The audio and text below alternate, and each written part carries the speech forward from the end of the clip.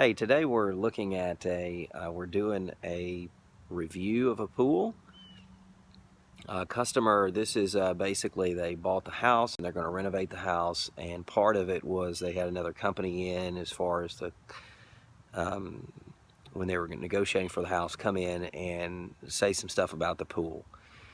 Um, and so then through a friend, then they've already purchased the house. Now they actually want to get somebody to come and look at the pool to see what's going on with it, to have a second opinion related to what the other person had said.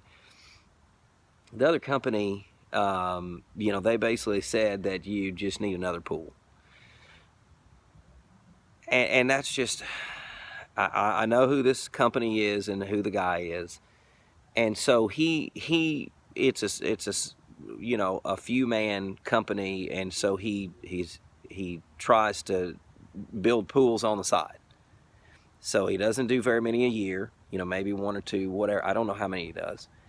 But to look at an old pool and just because it has bad plaster and then say that you're going to need a new pool, that just burns me up, okay? Because it's just another example that there's plenty of people out there trying to just make a fast buck. These people have never had a pool before that bought the house, so he could say whatever he wanted to, and they don't know any difference, okay? But when you've had somebody that's been in the pool industry for years, that has been experienced as far as building, and I've been around the building process because I used to work for a pool builder, and then also looking at replasters and stuff, and then I was the service manager for that particular pool builder. There's not hardly anything that I haven't seen, but it's just I don't know. I guess I expect people to not be trying to take advantage of other people, but that's what happens.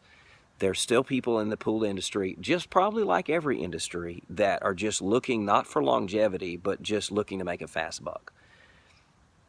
So we're going to do a pool review today. I'm going to give you an evaluation of what's going on with the pool, to show this is completely ludicrous to say that, oh yeah, it's an old pool, you just let me build you another one.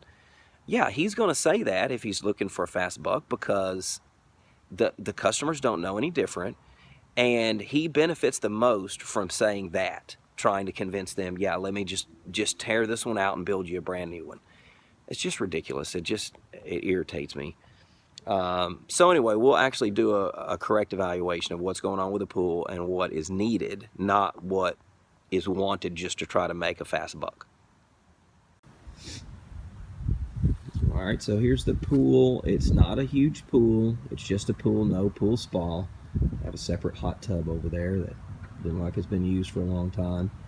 Evidently, the people that had the pool, they didn't take care of it. It was black and stuff, and they had to get somebody to come and drain it and clean it out. So they did a good job cleaning it out. There are some cosmetic cracks. You can see one right there in the middle, cosmetic crack. There are some, looks like there might be some seeping leaks. Let me come over here a little bit. Make sure I don't drop my phone. Oh, you can't hardly see it because of the reflection. Let me go down right there. Okay, there you can see it. Right there, there's a crack. And then there's some cracks that were coming right there by the skimmer. Okay. So those actually, it might be separated enough that those are actually leaking a little bit. Look like they tried to put some putty on it, so there's that crack in the middle. So you see that one's not really separated like those others.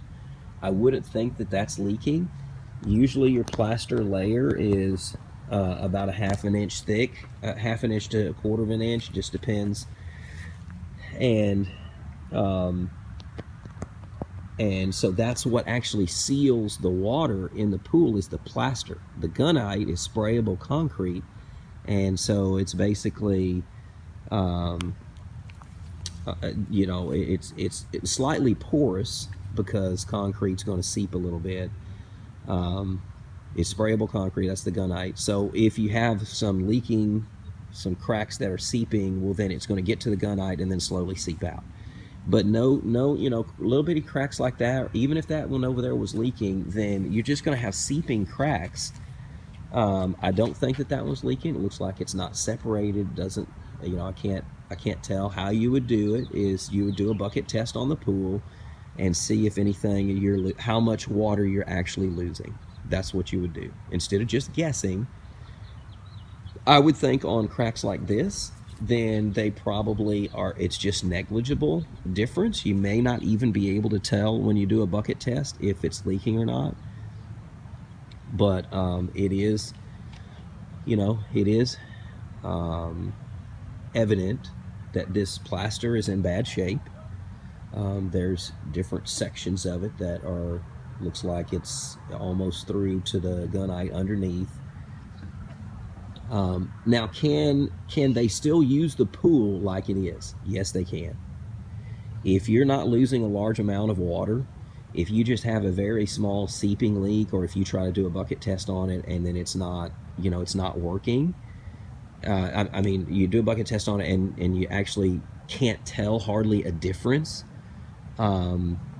in what's happening as far as how much water you're losing, then you're okay. The plaster's doing its job. It's keeping it in the pool right now.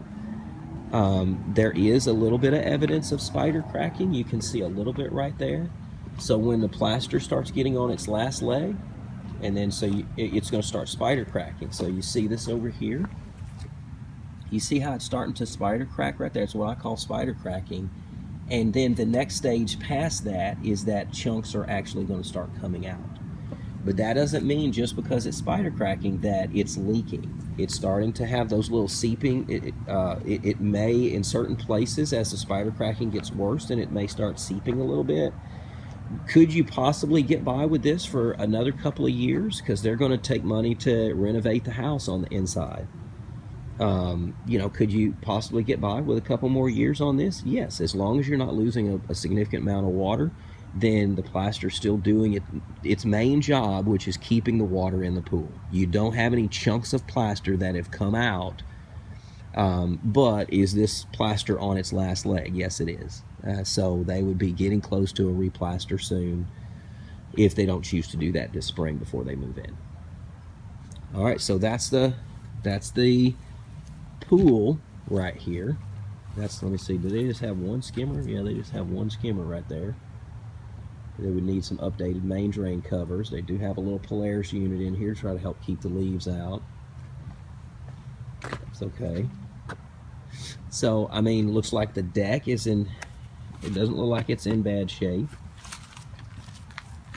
Well, they don't really have a deck. They just sort of just have coping around here. Looks like this is wiggling a little bit.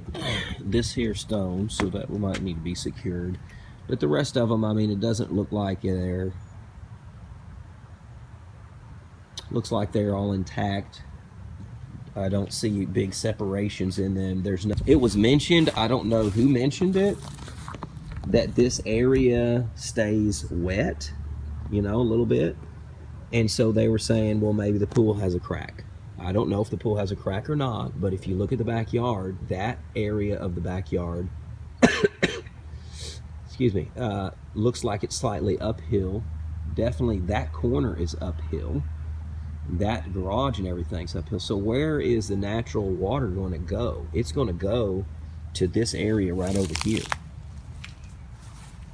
So that's where it's going to go. So just because this is the drainage area, how does this yard have an ability to drain? I don't think it has a great ability to drain. So this area over here by the fence looks like it's going to stay saturated a little bit.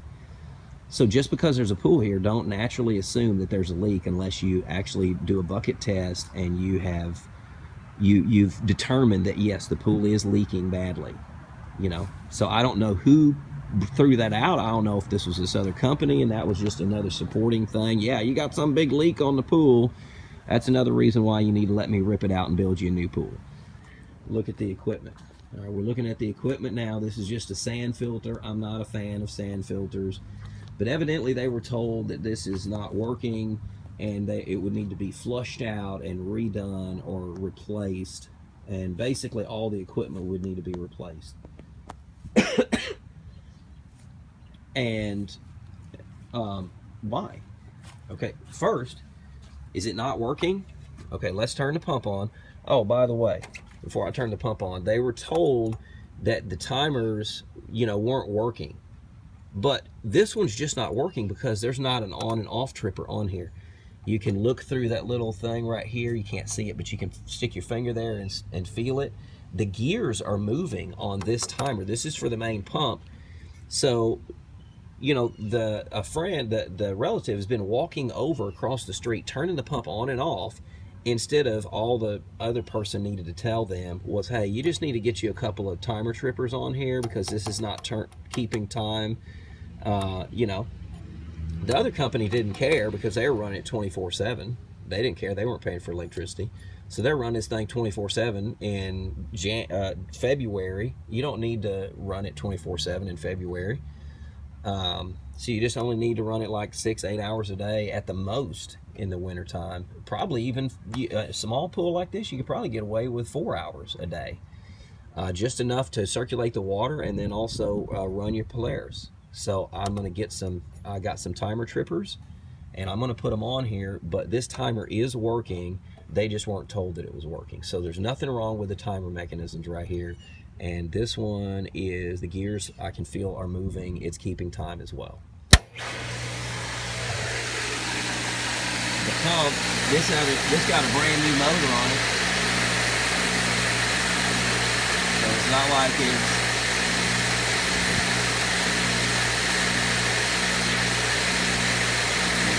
that's a relatively new motor right there. What's the serial number on it? That's from 2019, early 2019. You read the serial number on it. It's the 23rd day. It's 023, so it's the 23rd day of 2019. So that motor is barely a year old from when it was manufactured.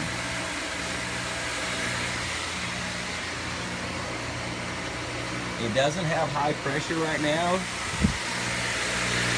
but it doesn't look like it's moving water very well for a 2 horsepower motor.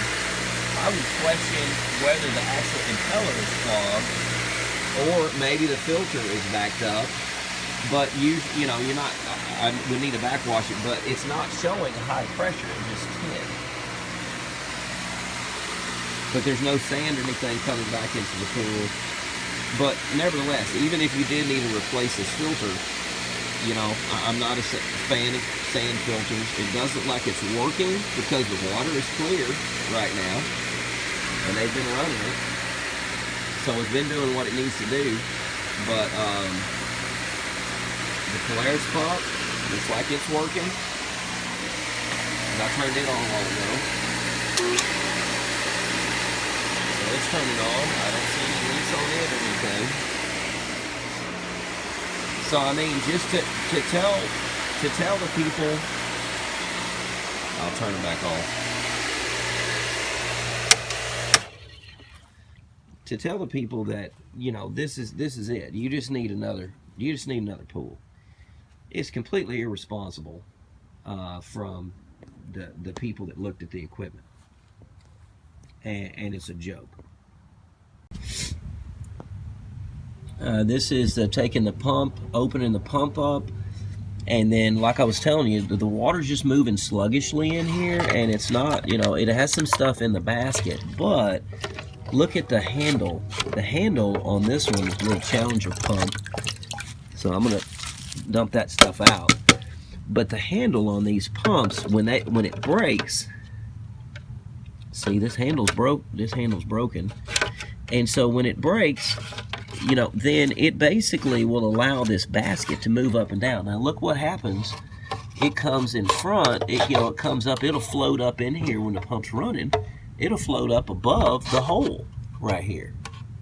So then what happens? Then leaves go into the impeller. So that's why I was telling you that the water looked like it was moving really sluggishly in here, probably because some leaves and stuff have gotten past the impeller because this handle's broken. This pump basket needs to be replaced.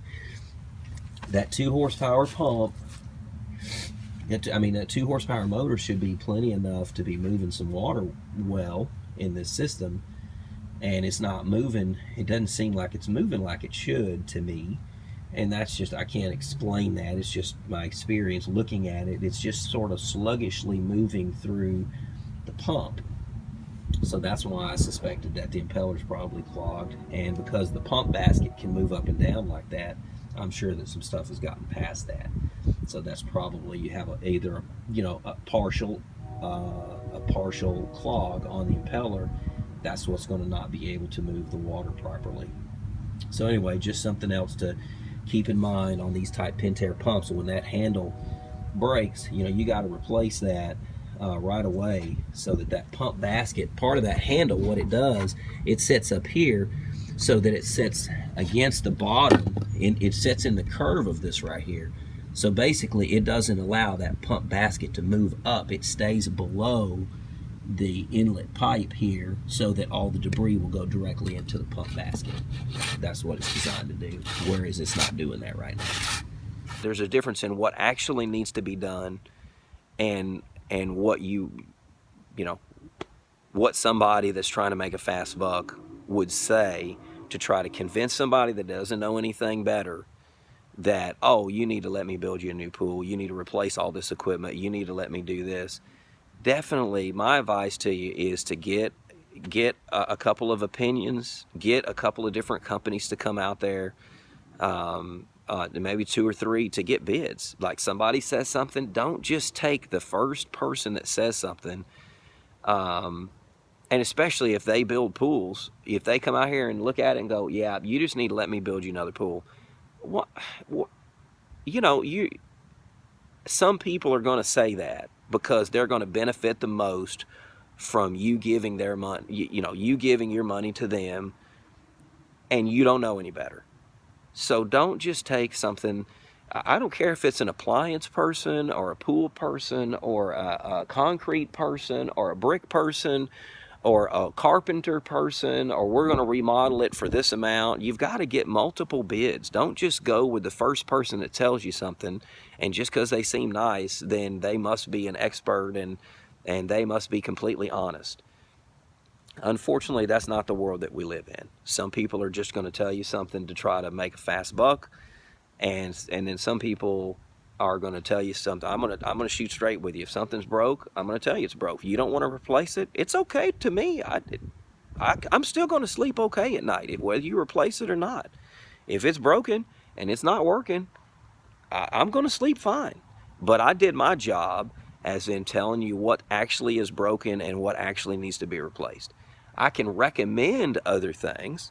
Okay, that plaster, it looks like it's on its last leg. I would recommend you go ahead and get the replaster done. But can you still get wet and swim and enjoy that pool if you didn't replaster it this year? Absolutely.